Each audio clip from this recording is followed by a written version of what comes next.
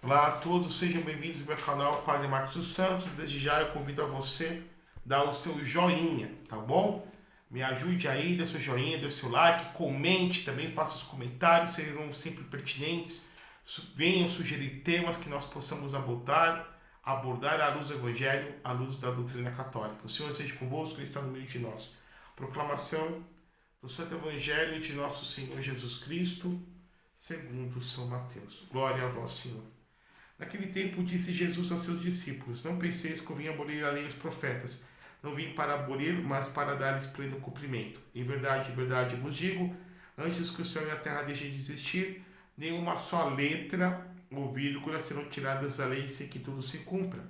Portanto, quem desobedecer um só destes mandamentos, por menor que seja, e ensinar aos outros a fazerem o mesmo, será considerado o menor do reino dos céus. Porém, quem os praticar e ensinar será considerado grande no reino dos céus. Porque eu vos digo, se a vossa justiça não for maior que a justiça dos mestres da lei e dos fariseus, vós não entrareis no reino dos céus. Vós ouvistes o que foi dito aos antigos: não matarás, quem matar será condenado pelo tribunal. Eu, porém, vos digo, todo aquele que se encoleriza com seu irmão será réu em juízo. Quem disser seu irmão patife será condenado pelo tribunal. E quem chamar o irmão de tolo será condenado em fogo do inferno. Portanto, quando tu estiveres levando tua oferta para o altar e daí lembrares que teu irmão tem alguma coisa contra ti, deixa a tua oferta aí diante do altar e vai primeiro reconciliar-te com teu irmão.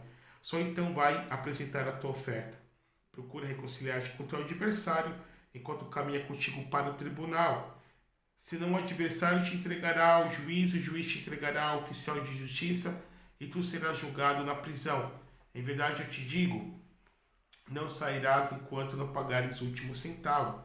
Ouviste o que foi dito aos antigos: não cometerás adultério. Eu, porém, vos digo: todo aquele que olhar para uma mulher com desejo de possuí-la, já cometeu adultério com ela no seu coração. Se teu olho direito é para ti ocasião de pecado, arranca-o, joga-o para longe de ti. De fato, é melhor perder um só dos teus membros do que todo o teu fogo ser jogado no inferno. Se a tua mão direita é para ti ocasião de pecado, corta e joga para longe de ti. De fato, é melhor perder um só dos teus membros do que todo o teu corpo ser lançado ao inferno. Foi dito também: quem se divorciar da sua mulher, dê-lhe uma carta, uma certidão de divórcio. Eu, porém, vos digo: todo aquele que se divorcia da sua mulher, a não ser por motivo de união irregular, faz com que ela se torne adúltera, e quem se casa com a mulher divorciada comete adultério. Vós ouvistes também que foi dito aos antigos: não jurarás falso, mas cumprirás os juramentos feitos ao Senhor. Eu, porém, vos digo: não jureis nem de modo algum, nem pelo céu, porque é o trono de Deus, nem pela terra, porque é o suporte onde apoia seus pés, nem por Jerusalém, porque é a cidade do grande rei. Não jures tampouco pela tua cabeça, porque tu não podes tornar branco ou preto um só fio de cabelo. Seja o vosso sim, sim, o vosso não, não. E tudo que for além disso vem do maligno. Palavra da salvação.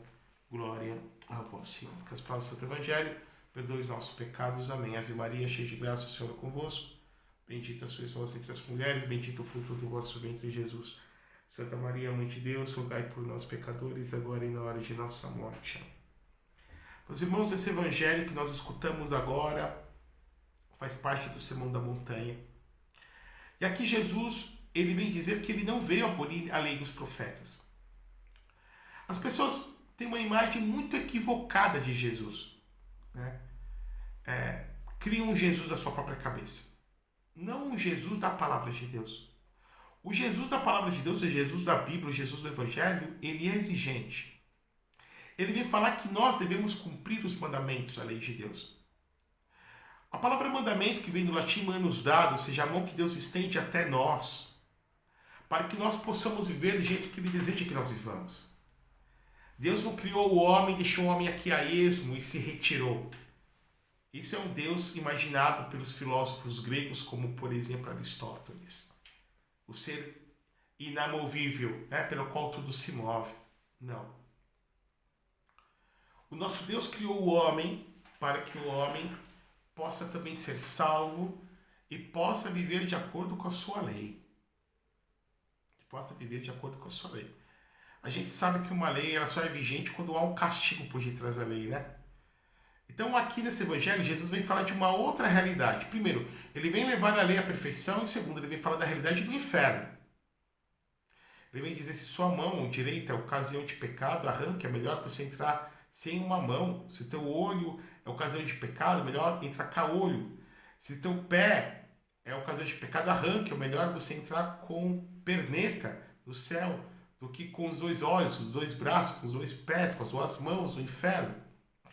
Evidentemente que essa expressão aqui é uma hipérbole, é um exagero, é o que os exegetas chamam de hebraísmo, né? Ou seja, é que nem a gente dizer, eu estou morrendo de fome. A gente não fala assim, estou morrendo de fome. A gente sabe que até pelos ditames da língua portuguesa nós chamamos isso de linguagem figurada. Jesus usa uma imagem figurada, exagerada, uma hipérbole, para poder demonstrar a gravidade do pecado e, ao mesmo tempo, também a exigência que nós devemos ter no seguimento de Jesus.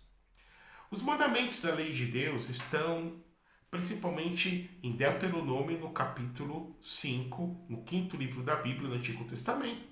E depois nós vamos encontrar o mandamento da lei de Deus antes, já em Êxodo, no capítulo 20, quando Deus passa para Moisés as tábuas da lei, escrevendo com seu dedo de fogo para o povo de Israel, para todos nós. Esses mandamentos já foram escritos no coração do homem, o que nós chamamos de lei natural. Ou seja, para todos os povos roubar errado, matar errado, por mais primitivo, bárbaro que um povo seja. Mas Deus explicitou para que não houvesse dúvidas. 10 mandamentos como 10 dedos da mão. Nós vemos uma tremenda ignorância no meio católico, primeiro porque muitas das vezes nós sacerdotes não pregamos os mandamentos da lei de Deus. E depois que nós percebemos uma tremenda ignorância do povo católico com relação aos mandamentos da lei de Deus. Dado momento no Evangelho, vem um jovem, o chamado jovem rico, e pergunta para Jesus, bom mestre, o que eu devo fazer para ter a vida eterna? E Jesus fala assim para ele, guarda os mandamentos. Esses mandamentos, eu só vou poder vivê-los, primeiro como demonstração de amor a Deus, mas também vivê-los com o auxílio da graça de Deus. Havia uma heresia antiga dentro da igreja de um monge de origem saxônica irlandesa chamado Pelágio. O nome da heresia leva o nome dele, pelagianismo, que foi contemporâneo de Santo Agostinho. O padre fala aqui no século V depois de Cristo. Estou aqui falando já nos estertores do Império Romano Ocidental, né? Pelágio dizia que o homem pode viver os mandamentos da lei de Deus meramente pelo uso da sua própria vontade. A gente sabe que não é verdade. Santo Agostinho vem nos ensinar, e a igreja ensina juntamente com Santo Agostinho, que nós só podemos viver os mandamentos da lei de Deus auxiliados pela graça de Deus. Acontece um fenômeno muito interessante dentro de nós homens, devido às consequências do pecado original. Nossa alma, que é a substância espiritual, ou seja, a alma que anima o corpo. Essa alma que anima, que é espiritual, portanto, a alma, ela não tem matéria, ela não é composta por moléculas, átomos, nêutrons, prótons, né? Elétrons, não. Portanto, se ela não é composta, ela não pode ser decomposta, ou seja, ela é espiritual, ela é imortal, no caso do homem é imortal. Essa alma tem faculdades. Faculdades, eu digo aqui, atributos. São 3. Inteligência, ou seja, nós entendemos a vontade que deseja. Eu primeiro entendo, depois eu desejo e finalmente a sensibilidade, seja para a dor ou para o prazer, para o grosso ou também para aquilo que vem a ser a rejeição, vem ser justamente aquilo que faz mal para mim, podemos assim dizer, a sensibilidade. Com o pecado original, mesmo depois com o nosso batismo, continua a chamada concupiscência, que a Bíblia chama de desejo, inclinação para a maldade, o que a Bíblia fala de homem velho, homem novo, esse embate que todos nós carregamos dentro de nós. Aquele dilema que Paulo fala lá em Colossenses, pobre homem que sou, que não faço o bem que quero, mas faço o mal que não quero. O que lá na primeira carta de João, em grego, vai chamar de epiomeia. Tudo que há no mundo é a concupiscência dos olhos, né? É a concupiscência da carne e a soberba da vida. Epiomeia ton oftalmon, epiomeia ton sarkos, azeleia ton bion. Essa inclinação que nós devemos lutar. Ou seja, porque essa pirâmide de inteligência, vontade e sensibilidade foi invertida depois do pecado original. Eu vou me levando pela minha sensibilidade. E aí, tanto a minha inteligência quanto a minha vontade vão se sofismando-se, ou seja, vão se criando justificativas para poder fazer aquilo que é errado. Para dar um exemplo, né? Beber, todos nós sabemos que você ficar embriagado, cair no vício do alcoolismo vai fazer mal para a saúde. Mas por que alguém cai nesse vício? Por que alguém cai no vício das drogas? Por que alguém cai muitas vezes na promiscuidade? Mesmo a inteligência dizendo o contrário, mesmo a vontade ficando um pouco cerceada, a gente vai experimentando dentro de nós essa divisão, essa rachadura já. Qual ser humano que nunca experimentar isso? Mas vamos a ver, né? Vamos a ver. Os mandamentos da lei de Deus, 10. 3 relacionados a Deus, 7 relacionados ao próximo. Amar a Deus sobre todas as coisas. Eu tenho amado a Deus. Amarás o Senhor teu Deus com todo o teu coração, com toda a tua forma, com todo o teu entendimento, tua força, teu entendimento. Querer o que Deus quer, desejar o que Deus deseja. Depois, não colocar o nome de Deus em vão, não blasfemar, não se revoltar, o nome de Deus é santo. Guardar domingos e festas, ou seja, Deus deseja ser adorado da forma que Ele deseja, ou seja, que nós possamos santificar o domingo indo à missa. Faltar a missa domingo é pecado grave. As pessoas têm que deixar de achar que são deuses. Faltar na missa não é pecado. É pecado sim, é Deus que falou que é pecado. Não é nós, não é eu, não é você. Eu tenho que adorar ao Senhor da forma que o Senhor quer ser adorado. Assim como nós damos o dízimo na igreja, a gente precisa do dízimo.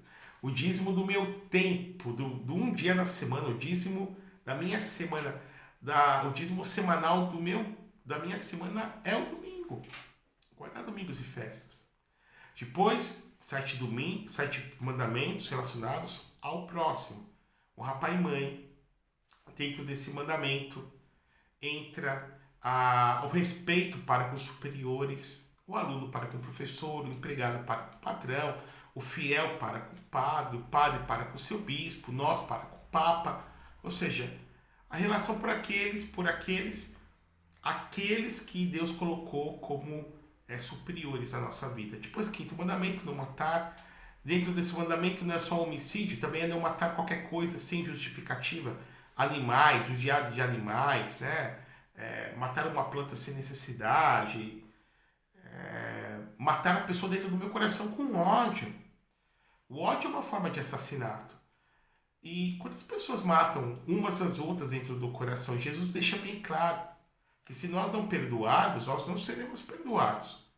O aborto aqui entra também, não só o aborto materialmente praticado, mas o homem que dá dinheiro para a mulher para que ela venha abortar, o homem que tenta fazer a mulher abortar, geralmente fruto de relacionamentos frívolos, ocasionais, ou muitas vezes pessoas que se envolvem com homens casados, né, homens comprometidos. Abortos, entra nesse pecado também o médico que executa, o pessoal da equipe de enfermagem. Entra também nesse 5º mandamento com relação ainda ao aborto, métodos contraceptivos que são propriamente abortivos, como a pílula do dia seguinte, como métodos contraceptivos, pílulas que têm elementos que impedem a anidação do óvulo, também abortivas, como também o DIU, que é abortivo. 6º, 5º mandamento, não matarás. 6º, não pecar contra a castidade, ou seja, os pecados que dizem relacionados à nossa ordem sexual.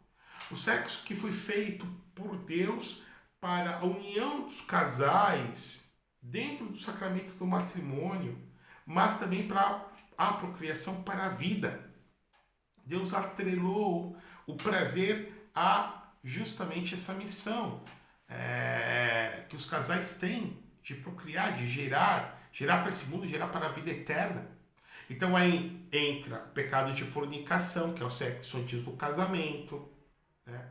A gente sabe que uma pessoa que é viciada, é promíscua, tanto uma mulher que tem relação com vários homens, homem que com várias mulheres, depois que casa, tem uma grande dificuldade para ser fiel, porque viciou a sua própria carne, porque vai sofrer comparações com as outras pessoas que teve relação.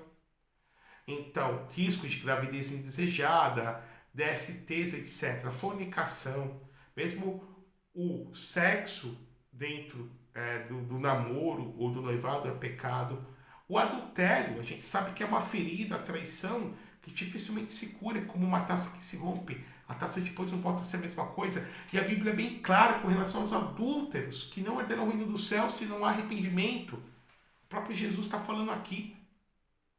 Jesus está sendo radical no Evangelho, não é a vista do padre. Primeiro, Jesus fala que quem casa com alguém divorciado, a não ser que seja por união irregular, ilícita. E aí entra a questão do tribunal eclesiástico, que eu não vou falar aqui. Mas alguém que foi casado legitimamente, recebeu legitimamente o sacramento do matrimônio, houve um sacramento, houve uma aliança, houve um pacto aos pés do altar do Senhor. Então quem casa com uma pessoa divorciada comete adultério, tanto um quanto o outro. E Jesus vem dizer que aquele que lança um olhar com desejo para uma mulher, e aqui também entra a mulher para com o homem, já pecou com ela dentro do seu coração. Olha como Jesus é radical, né? Olha como Jesus é radical com relação ao pecado. Então, o pecado do adultério, como está na Bíblia, Gálatas, o capítulo 5, Apocalipse, capítulo 20, 1 Coríntios, capítulo 6, os adúlteros não herdarão o reino dos céus, se não haver arrependimento. Prostituição, sexo pago, masturbação, a busca solitária pelo prazer, orgias, pornografia. Quantos casais ficam vendo pornografia, principalmente o homem, depois quer praticar com a mulher aquilo que viu nos filmes pornográficos, e aqueles demônios que estavam naqueles filmes entram dentro da sua casa. Porque assim como eu pego um saco de lixo, abro, vai feder toda a minha casa, vai cheirar mal, né? Se eu abro um perfume e vai exalar o bom perfume, também acontece isso no mundo espiritual, dentro das famílias. Emporcalham a sua família, né? Porque o leito do casal é como se fosse um altar para o casal. É lá que se consuma aquilo que foi sacramentado, foi realizado no sacramento do matrimônio. Sexto mandamento da lei de Deus, a prática do ato sexual homossexual, sexo contra a natureza. Porque morre-se o fim em si mesmo, não há abertura para a vida. E é contrário à natureza, ao projeto inicial do Criador. Então, o sexto mandamento, os pecados sexuais, o sétimo mandamento, não roubarás. Ou seja, se eu trabalho honestamente eu tenho o direito de ter as minhas próprias coisas, o chamado direito da propriedade privada. Oitavo mandamento, não levantar falso testemunho. Todos temos direito à boa honra. Não mentir, não difamar, não caluniar. Caluniar é quando eu invento algo de alguém para poder prejudicar a boa fama da pessoa. E a difamação é quando eu sei algum podre e vou jogando no ventilador para que todos o saibam. Todos têm direito, devemos preservar a honra, a boa fama uns dos outros. Não cobiçar a mulher do próximo, né? Tudo começa pelo desejo. E a mulher não cobiçar as coisas alheias. Quantos casamentos estão se acabando por conta de Facebook, Instagram, direct de Instagram? Não é verdade? O diabo ajuda a fazer, mas o diabo não ajuda a esconder. E não cobiçar as coisas alheias. Então, e aí entra a questão também, evidentemente, da inveja. Nosso Senhor é bem claro, tem que guardar esses mandamentos. E aí Jesus, ele leva isso aqui justamente à perfeição. Não é só não matar, mas se eu guardo o ódio, se eu ofendo alguém, Jesus está falando, eu vou ser condenado ao inferno. Não é só não adulterarás. Eu não posso cobiçar alguém. Eu não posso lutar para poder ter essa pessoa, levar essa pessoa, ver essa pessoa como carne a ser consumida. Incentivar o divórcio, casar com alguém divorciado, que foi realmente casado, recebeu o sacramento do Senhor. Não jurarás. Jesus vem dizer para nós, porque nós não vamos jurar por Deus, é um perjúrio, é blasfêmia. Nem pelo céu, porque lá está o trono de Deus. Nem pela terra, porque os cabelos de seus pés. Nem por Jerusalém, porque é a cidade do grande rei. Nem pelo seu cabelo. Você não tem poder de tornar seu cabelo branco ou preto. Por mais que você tinja, isso é meramente uma aparência. Ou seja, nosso Senhor vem levar à perfeição tudo isso. Que nós venhamos ser sinceros com Deus e sinceros uns com os outros. Que o vosso sim seja sim, que o vosso não seja não. Jesus vem lançar para fora toda hipocrisia, toda a dissimulação, todo teatro, toda máscara. Hipocreteia em grego é isso, as máscaras que muitas vezes podemos carregar. Irmãos e irmãs, é isso mesmo. As pessoas não gostam de escutar essa pregação. Repito, as pessoas têm uma imagem muito equivocada de Jesus. Jesus bonzinho, boa praça, que não condena ninguém e a nada. Nosso Senhor condena sim. Nosso Senhor é exigente. Nosso Senhor não tira o mandamento, mas o leva à plenitude ou tornando mais exigente ainda. Porque sabe que se nós o cumprirmos, seremos felizes nesse mundo já e muito mais no outro. Porque onde o pecado entra, o pecado destrói. Mas nós só vamos conseguir cumprir isso aqui se nós estivermos unidos a Ele e auxiliados pela sua graça. Mas Jesus vem nos falar da realidade do inferno. Ou seja, o inferno, a condenação eterna existe. Aqui eu lembro a aparição de Nossa Senhora em Fátima, em 1917, quando os pastorzinhos de Fátima viram o inferno. E aí Nossa Senhora disse, muitas são as almas que vão para o inferno porque não há ninguém que reze e faça penitência por elas. E Nossa Senhora diz que muitas pessoas vão para o inferno pelo pecado da carne, os pecados sexuais. Aqui Jesus vem dizer que nós devemos ser radicais para romper com o pecado. E ele usa aqui essa hipérbole, esse exagero, arrancar do olho, arrancar da mão, do pé. Eu sei do meu ponto fraco. E aqui eu termino minha homilia dando um exemplo. Se o ponto fraco seu é a droga, você está lutando contra o vício. Se você sabe que essas amizades te levam para a droga, corta com essas amizades. Se o seu ponto fraco é a bebida, você sabe que se passar por aquela esquina tem aquele boteco aberto, você vai se sentir tentado a beber, não passa mais. Se você é casado, você não pode ter amizadezinhas fora da amizade da sua mulher e a mulher fora da amizade do seu marido, porque são brechas que se abrem depois para a traição e o demônio vai entrar e vai arrebentar com tudo. Se a minha tentação, de repente, a prostituição, a fraqueza, eu sei que se passando por essa esquina eu vou encontrar garotas de programa, isso, aquilo, que eu fuja. Cada qual conhece-se a si mesmo. Como dizia o oráculo de Delfos para Sócrates, conhece-te a ti mesmo, porque lá está, começa lá, a fonte da sabedoria. E uma vez eu conhecendo quais são os meus pontos fracos, aonde que eu sou frágil, débil, é lá que eu tenho que fugir. São Felipe Neri, um grande santo do século XVI, o italiano, dizia assim que certos pecados, como os pecados da carne, só os covardes vencem. Se eu encarar, fatalmente eu vou cair. Porque há certos pecados que o demônio tem o meu corpo, a minha carnalidade, a minha sensibilidade a seu favor. Mas com o auxílio de Deus, nós vamos guardar os mandamentos da lei do Senhor. Que o Deus Todo-Poderoso vos abençoe e vos guarde, por intercessão da Virgem Maria, este Deus que é Pai, Filho e Espírito Santo. Amém.